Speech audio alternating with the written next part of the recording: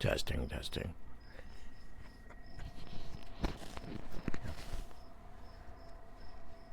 I wouldn't know if it was working anyway. We'll find out later. Good morning. Good morning.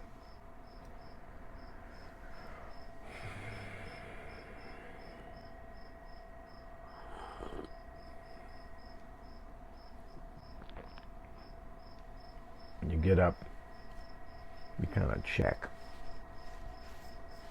See if everything's there.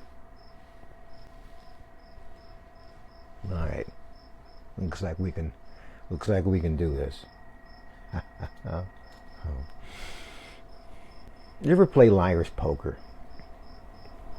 Yeah, it's like or dice. Let's use liar's dice. Here we go. This is my cup. You put dice in it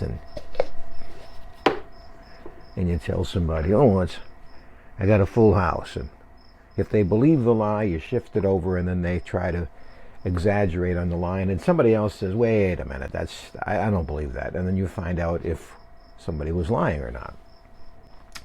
Well, have you ever thought about that? How much of the stuff that you hear every day is the truth and how much of it is a lie?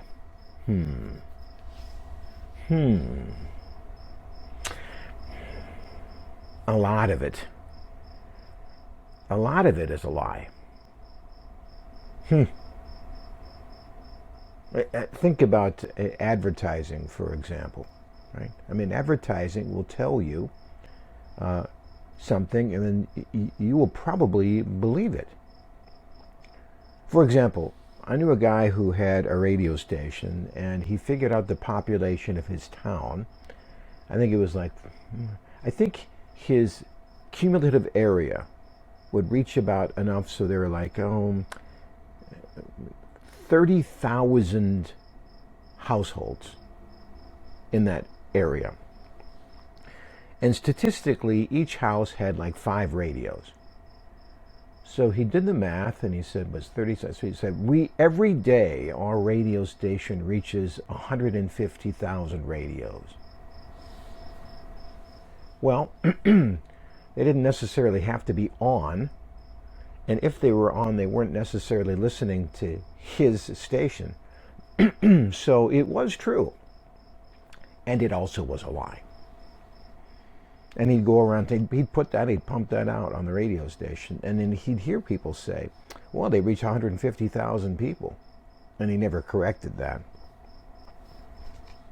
And some of the people who heard the lie were people who were advertisers, always helpful.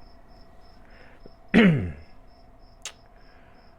it's really hard to call out a lie. Because once you believe it, you're calling that person dumb. And the people who are, think about some of the things that we are being lied about. That for centuries, all of us believed it was the truth. Have you ever heard about the medical theory of humors? Like in your body, there's these various glands that produced, and they're all in the bile, right? And the liver. And they'd produce good humors and bad humors. And if you were good humor, you were healthy. If you were bad humor, then you were bad and you were liverish. And they'd drain some blood out of you to kind of drain some of those bad humors. And the word exists on our language, and it was just the way it was. You could not question that. And these doctors weren't dumb. They were smart people. They spoke many languages. And if you were to say, now wait a minute, how does that work exactly? And if you actually found these humors in the body, they would look at you and sniff. Obviously, a dullard. Obviously, do you speak Latin? Of course you don't, you imbecile. So you can't call them out. Yet, factually, many things that we all thought was true were not true. Somebody, I think in the early 60s, coined the phrase prevailing wisdom. And it was meant as an insult, because when you think about it, it is, right?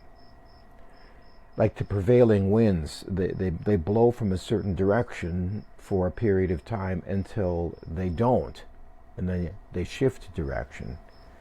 And in the course of your life, look back and see how we've changed what the right thing to do is. And if you try to turn against the prevailing wisdom, it's like turning into a wind. The society, your family, you will not let you turn into that wind. Yeah. I heard a guy actually speak to this. It was about, I think, investments. And he said something to the effect of, even if you know it's a bad move, there's some things you can't do, or you will lose your credibility. So you have to kind of follow the crowd so you're not too much of an outlier. This is about polling. Polls have become much worse than ever. They haven't been good for about 10 years. And a pollster will examine his data, and if his data is too far away from all of the other pollsters, they will adjust their data to be closer. They're not measuring the numbers. They're trying to keep their job. Because if you're the pollster who's too much out of whack, you're not going to get a gig. So they're sacrificing the truth to keep making money, even if they suspect it's not going to work.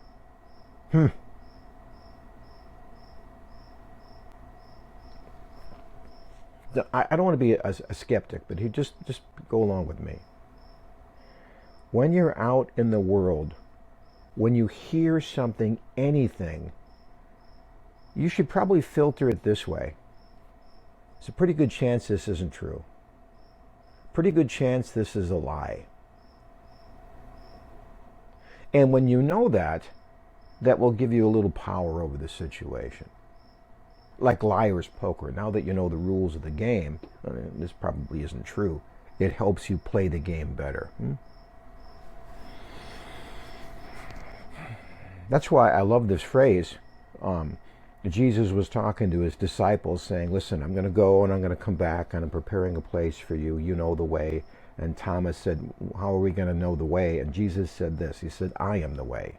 And then he added this, and the truth, and the life. A life of wandering around, just following whatever, even though you suspect it's wrong. Well, that's just a hard way to live. So I would suggest grounding yourself as best as you can in the truth each morning through prayer and see how that works out.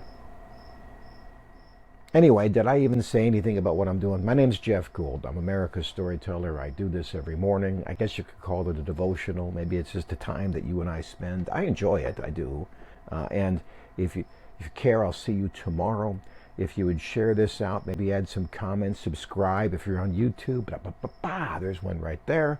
And until we meet, God bless.